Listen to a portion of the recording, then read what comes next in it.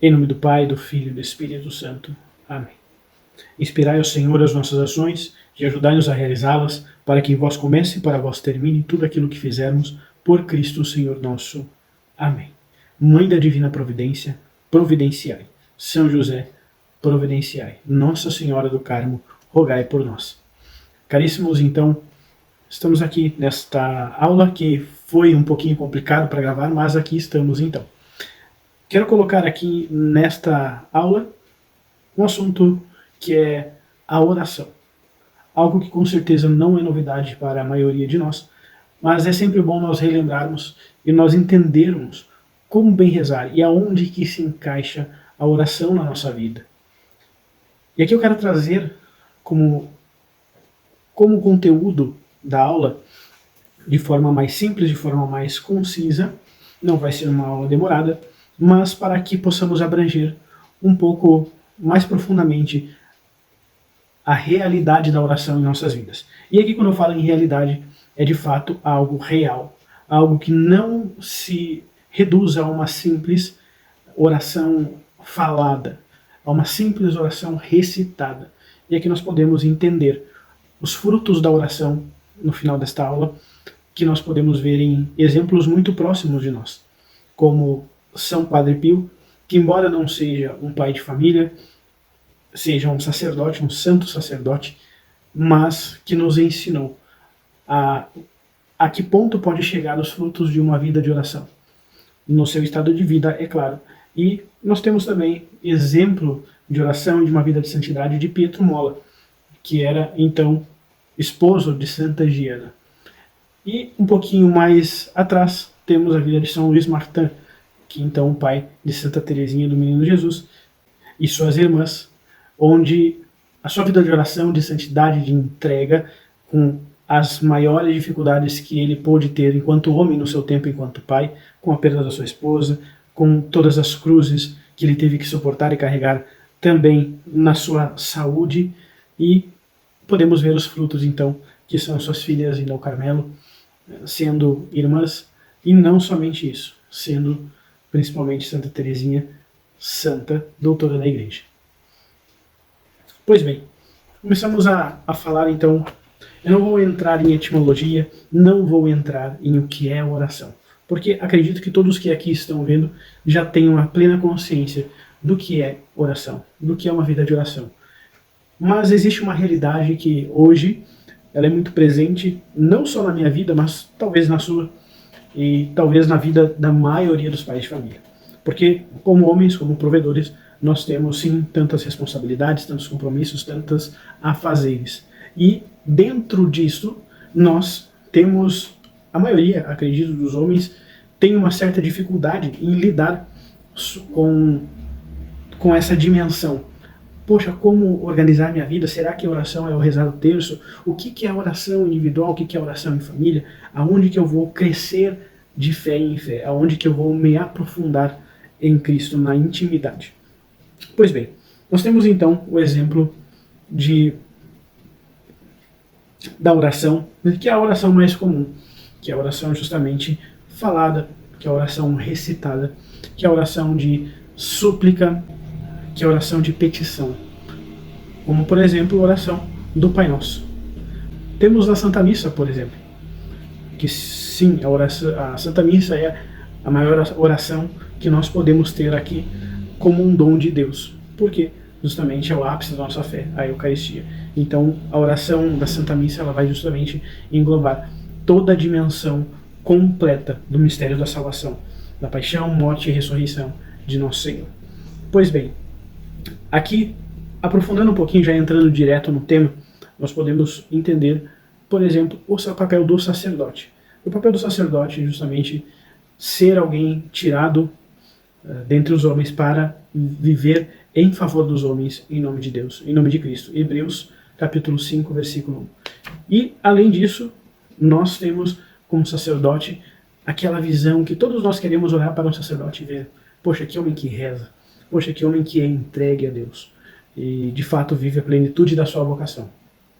Mas não é o nosso caso. O nosso caso, nós somos pais de família, somos homens, talvez alguns aqui que estão assistindo não sejam pais ainda, mas acredito que a grande maioria aqui é. Então, dentro disso, nós podemos entender que a forma que nós vamos nos encontrar com Deus através da oração vai ser muito singular de cada um, né? Alguns têm facilidade em meditar, outros têm uma facilidade em meditar e refletir acerca de um texto sagrado ou de uma oração recitada de forma genuína. Outros têm mais facilidade em ler, em ter a oração de adoração, por exemplo, que é justamente adorar ao Senhor no Santíssimo Sacramento. Outros têm mais facilidade para se conectar com Deus, para ter esta profundidade através da Santa Missa.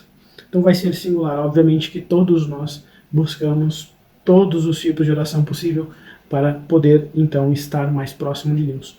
Mas vamos, então, para São Padre Pio, que, neste exemplo, eu quero ler a carta 19 de São Padre Pio, onde ele vai expressar justamente a medida do amor divino. E essa medida do amor divino vai ser oferecido com o dom dos estigmas, que supera todo o limite humano, todo o limite natural que o homem pode ter dentro da sua entrega.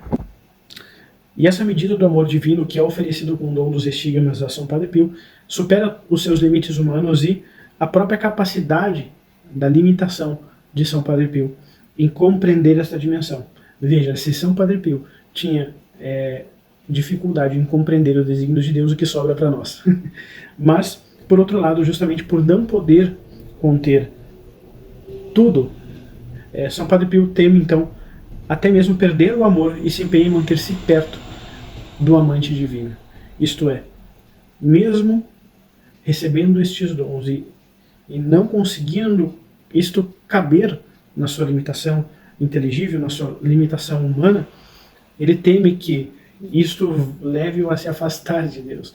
Veja bem, aqui entra a pureza, a humildade deste santo, que é sim um exemplo para todos nós. E teologicamente esse último ele é identificado justamente, sem dúvida, na pessoa de Jesus Cristo glorificado, em contato com o qual aqui se fala também de abraços do amado, que é o que vai ser exposto nesta carta, né? E além disso, neste contexto, Padre Pio desmaia, ou seja, entra em uma transitória perda de consciência, justamente por ser algo que é demais para a sua capacidade humana. Pois bem, São Giovanni Rotondo, 12 de janeiro de 1919. Meu caríssimo Pai, que Jesus continue a ter o Senhor no céu, como o Senhor o tem em suas mãos sacramentalmente todos os dias. Estou tremendo novamente diante do Senhor. Mas por que tremo? Vejo-me na quase absoluta impossibilidade de poder exprimir a operação do amado. O infinito amor, na imensidão de sua força, subjugou finalmente a dureza de minha alma, e vejo-me anulado e reduzido à impotência. Veja que é uma carta que ela não terminou, mas eu já vou seguir ela, mas ela é uma carta que é enviada então ao seu diretor espiritual, o Padre Agostino, que nesse tempo, nesse período, com certeza não se tinham redes sociais ou correios eletrônicos. Então essa comunicação por carta, justamente entendermos aqui o contexto histórico da época, às vezes se levavam semanas, meses para chegar, tendo em vista que 1919 já é então aí logo após o final, da Primeira Guerra. Então, com certeza, os meios logísticos não eram tão simples, né? Mas por que eu digo isso? Porque mesmo com todas as dificuldades, não internas, mas externas, ele não deixa de escrever, não deixa de expor a sua vida e se colocar sobre a obediência, se colocar justamente sobre o próprio, não julgo, mas o próprio direcionamento de um padre que em santidade não se assemelha a ele, mas é justamente uma das virtudes dos santos, que é querer se fazer pequeno, em configuração ao que Cristo fez, querer se tornar homem, justamente para que possamos entender também a materialidade da sua entrega. E aqui segue então a carta. Ele vai se dirigindo todo ao pequeno recipiente desta criatura, que sofre um martírio indizível e se sente incapaz de carregar o peso desse imenso amor. Ai de mim! Quem virá me levantar? Como farei para carregar o infinito no meu pequeno coração? Veja outra virtude, que é da humildade, de você entender aquilo que você é de fato. Alguém pequeno, alguém limitado, mas que se coloca no movimento, no grau de querer compreender o que Deus viu nesse tão pobre, tão pequeno homem. Então aqui é justamente quando ele diz isso, né? Como farei para carregar o infinito no meu pequeno coração? Veja, aqui não tem equivalência, aqui nós entramos na medida própria do Senhor. Ele sabe exatamente daquilo que somos capazes de suportar. E, portanto, tendo a infinita onisciência, é justamente poder se colocar num modelo de oração que é onde nós nos conectamos com Deus através da sinceridade, através daquele despojar-se de qualquer máscara, de qualquer firula, de qualquer floreio. Diante do Senhor somos desnudados. E aqui ele deixa bem claro essa dor de ser pequeno demais, de não se achar digno. E de fato não somos dignos. Mas que nós entramos justamente na oração de abandono. Porque, como ele diz, né? Quem virá me levantar? Como farei para carregar o infinito no meu pequeno coração? Como farei para restringi-lo sempre à apertada cela de minha alma?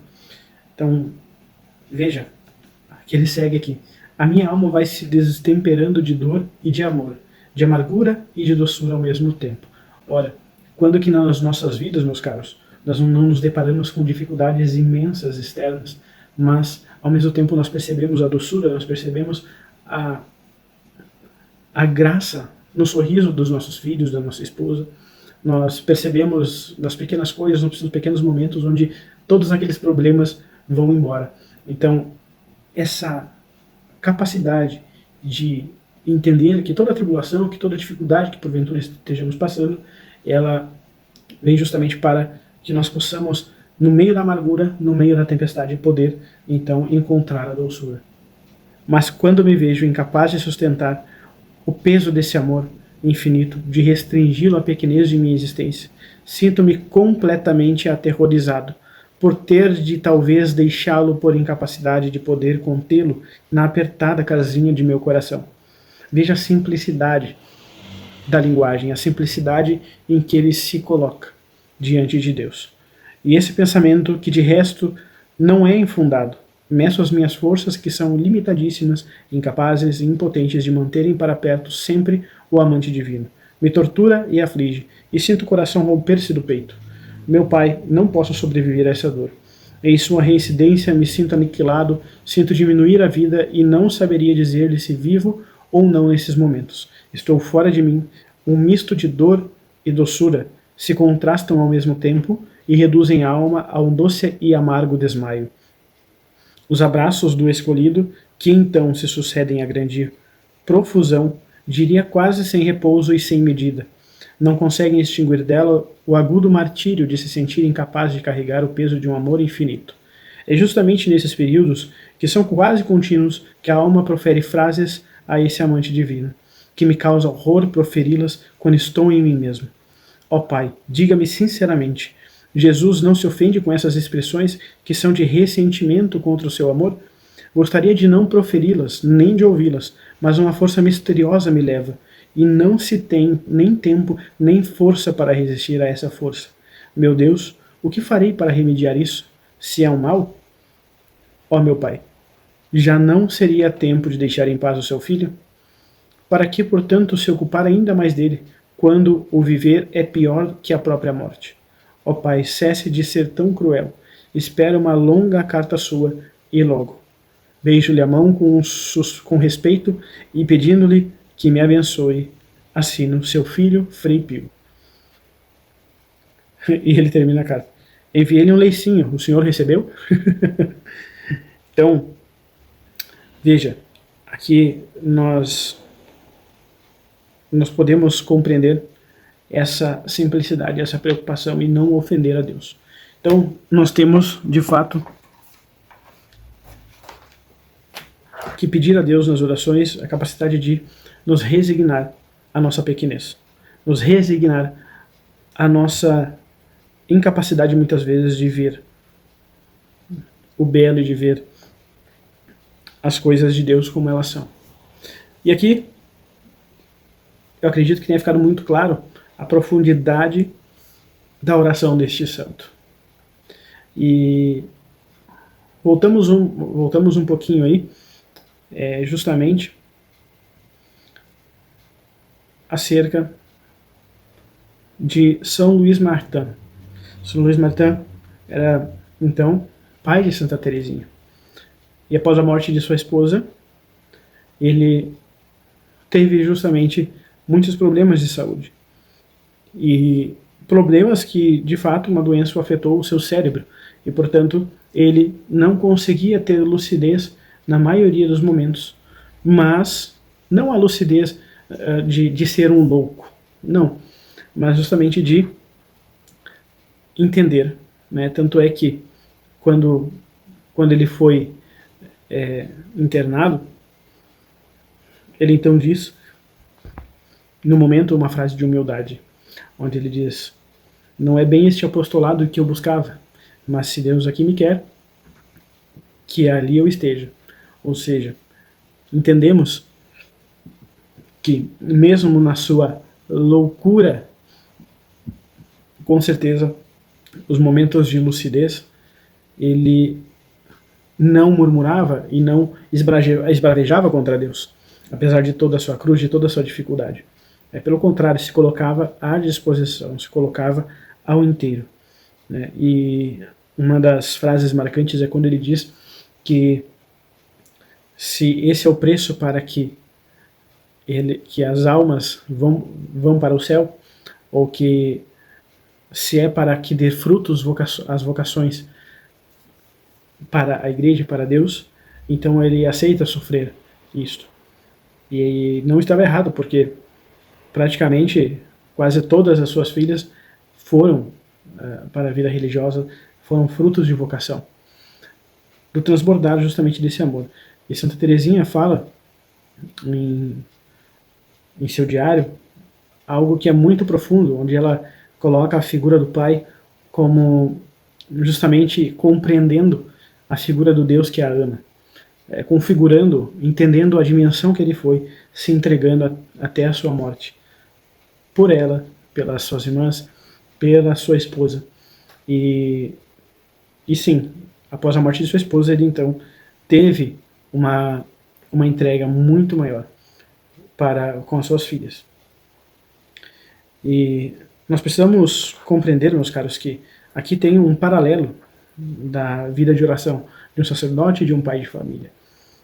Ambos exercem um caráter sacerdotal, nós imbuídos do sacramento do matrimônio e, portanto, com a missão de nos configurar a Cristo, de ser o Cristo para as nossas esposas. Mas aqui entra algo que é muito importante nós ressaltarmos. A vida de um monge, a vida de um frei, a vida de um sacerdote é para a oração e para as coisas de Deus.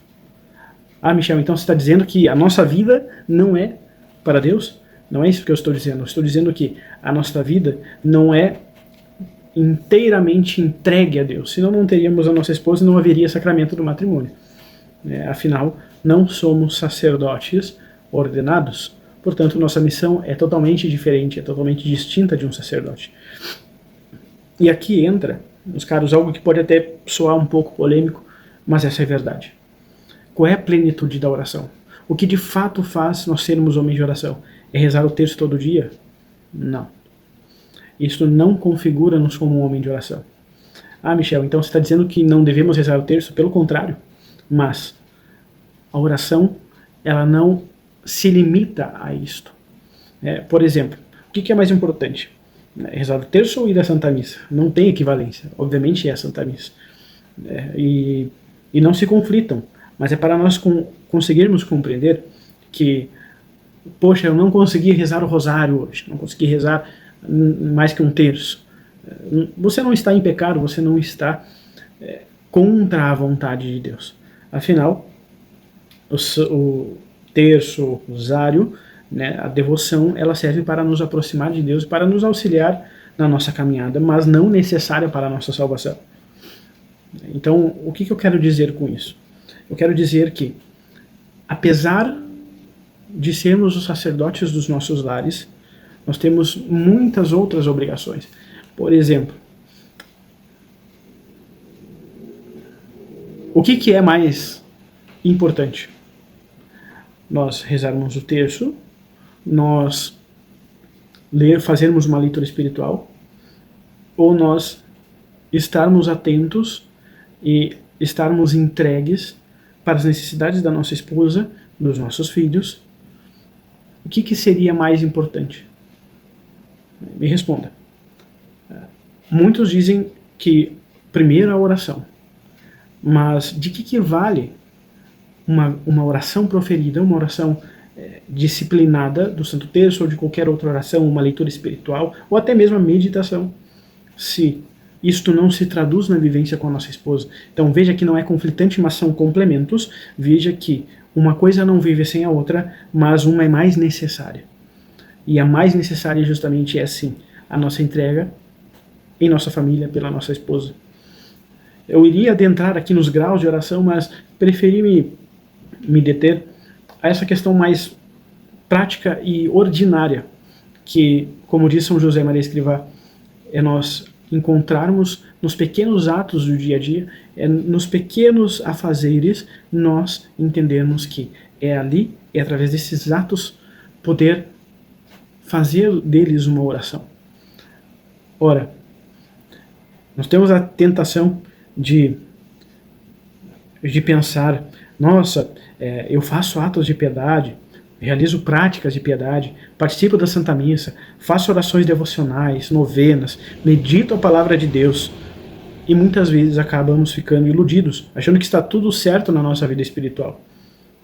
No entanto, estamos em um estado de estagnação, pois a oração não está mudando a nossa vida. E nós percebemos que a oração ela tem eficácia quando ela muda a nossa vida, quando ela muda a nossa realidade para melhor, pelo menos na compreensão dessa realidade. E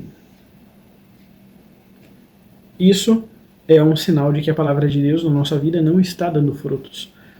Então, encontrei pessoas, encontrei homens em um estado onde, cara, eu rezo o terço todo dia, eu faço mortificação, faço jejum, eu medito a palavra, mas as coisas em casa vivem um pé de guerra, eu não consigo viver, não consigo crescer na fé, não consigo viver uma vida de virtudes. Por que isso?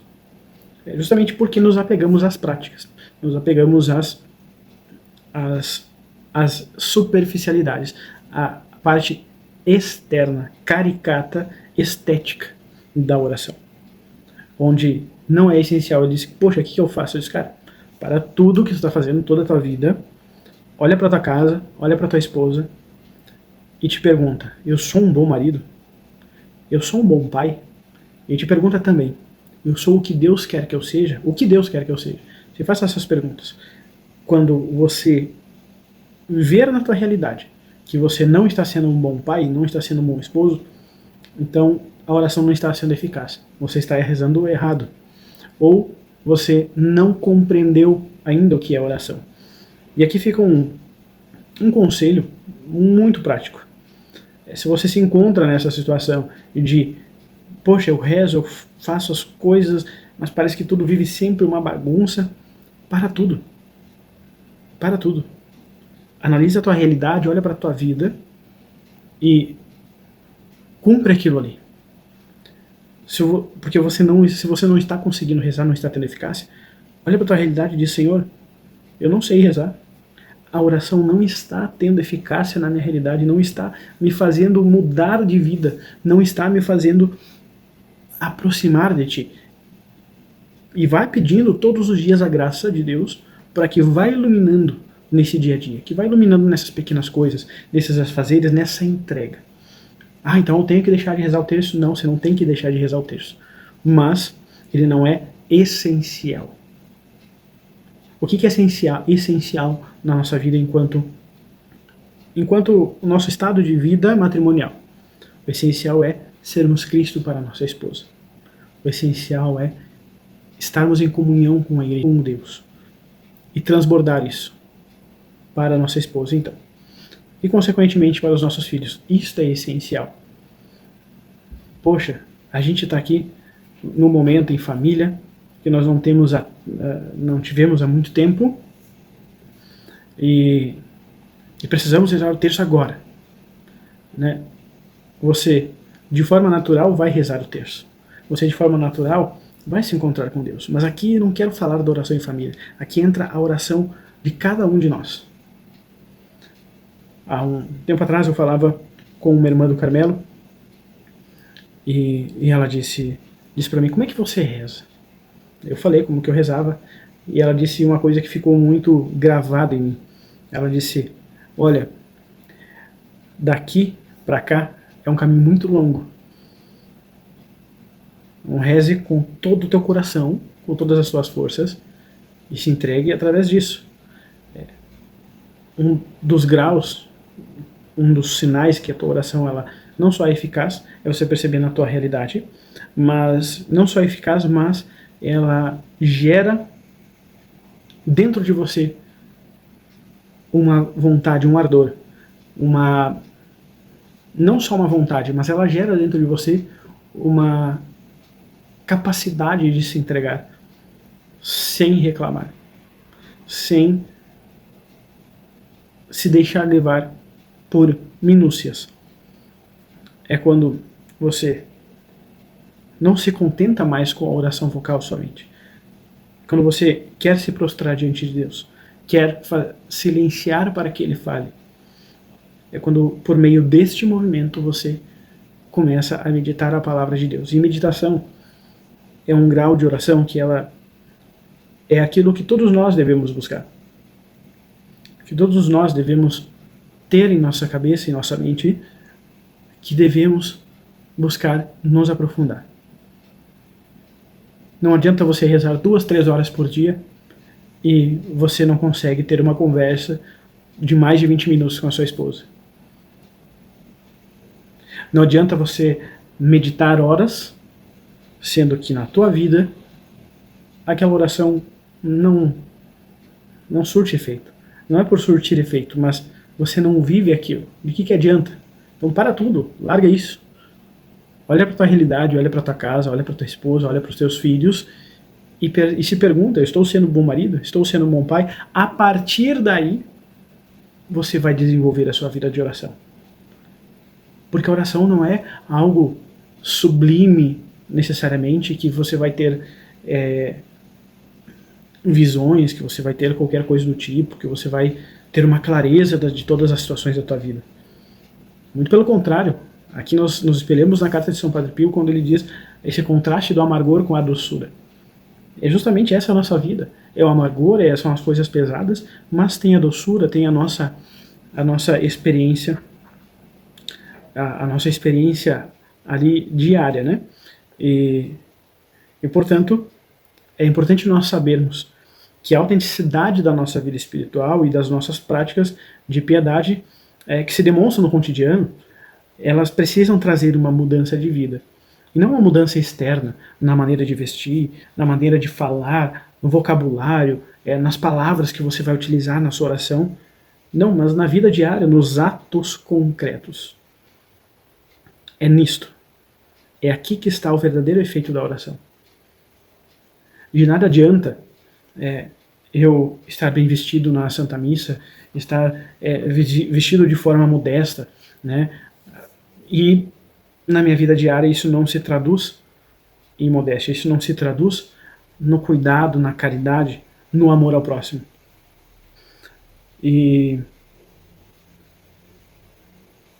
alguns frutos da oração, com certeza, são essas virtudes que nós vimos na carta de São Padre Pio, que é justamente a paciência, a humildade, o compadecer-se do próximo, na facilidade do perdão também, o perdão a nós mesmos e o perdão àqueles que convivem conosco.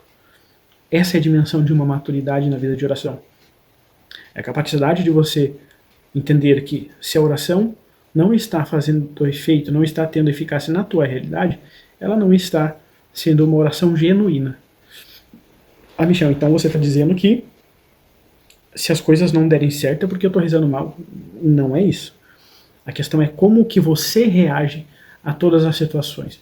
Como que você reage nessas circunstâncias. É como um homem de oração ou é como um homem destemperado? Então, aqui precisa entrar essa dimensão. Não é eu estou rezando e está tudo bem. Não, mas eu estou rezando, as coisas não estão bem, mas eu consigo, diante de todas essas adversidades, essas circunstâncias, me colocar diante de Deus. E tomamos, por exemplo, a vida de Pietro Molla, marido de Santa Giana. Um exemplo de caridade, de paciência, de mansidão, um exemplo de entrega total no auxílio à sua esposa, nos afazeres, mas principalmente, após a morte de Santa Giana, a sua filha fala justamente nessa dimensão do quanto o pai dela a ensinou a ser mansa, a ser entregue. Até numa das cartas de Santa Giana a Pietro, ela vai justamente colocar isso. O quanto ela aprende com a sua humildade, o quanto ela aprende com o seu testemunho, ou seja, com os seus atos. Tanto que depois da morte de Santa Giana ele poderia casar novamente, afinal, né, já não existia mais o vínculo do matrimônio. Mas ele se doou inteiramente para sua filha, para seus filhos. Se doou inteiramente pela sua vocação como pai. E em nenhum momento esbravejou, ou em nenhum momento simplesmente duvidou da ação de Deus. Não que você não possa duvidar, não que você não possa questionar para tentar compreender, mas eu estou falando no sentido de virar as costas para Deus, ocupar a Deus. Isso não existiu por parte de Pietro Molla, mas ele se entregou inteiramente. E a vida de oração, conforme uma das cartas de Santa Giana, deixa muito subentendido o quanto ela aprendeu a estar mais próximo de Deus, estando mais próximo dele. Isso significa que, justamente, o nosso exemplo, o nosso testemunho enquanto pais, arrasta a nossa casa ou para a salvação ou para a perdição.